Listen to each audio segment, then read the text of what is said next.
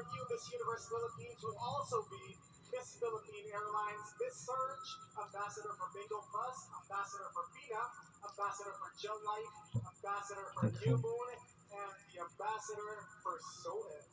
Here we go. Should we get started? Do it, Ian. Let's go. Do it. The moment we have all been waiting for. It all ends and begins right here. One of the 6 ladies' destiny is about to be fulfilled. She will be our new queen, and the name I will call is our new Miss Universe Philippines.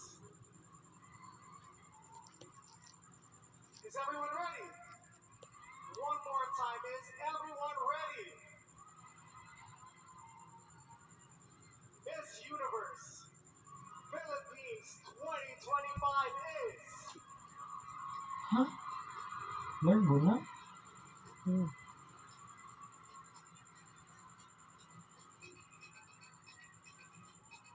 Silang lima?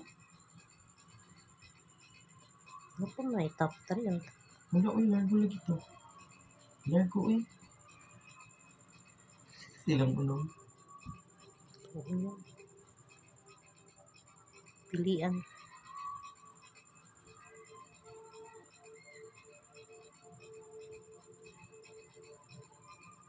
Kamay naman lang masikan si Atisa. Ang gipangan sa na eh. Ano mo?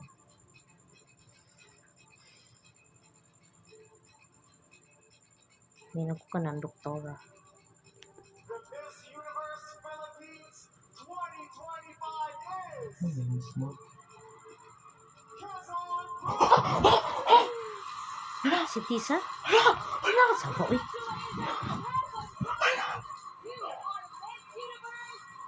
Ngayon sa Tisa eh.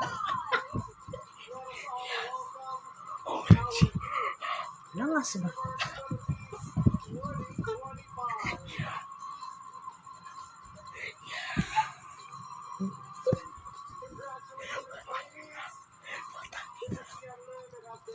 Babi na ko katong doktora kay. May sa tumo ko. Oh my God.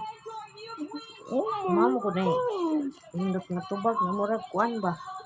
Relevant ito sa question.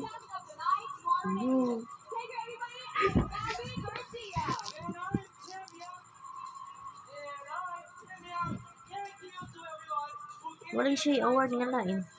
Yeah, matutong award. Ambassador of Pina Beauty. Basta parang Bingo Plus. Thank you so much to all the friends, the patrons, and sponsors of Miss Universe Philippines.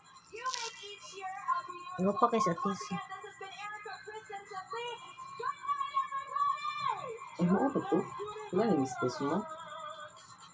Wala, human naman to. Di ba wala na ka ng award ng ato?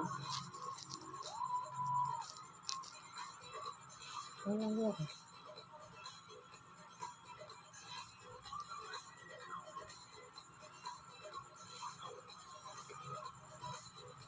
Atesa Manalo.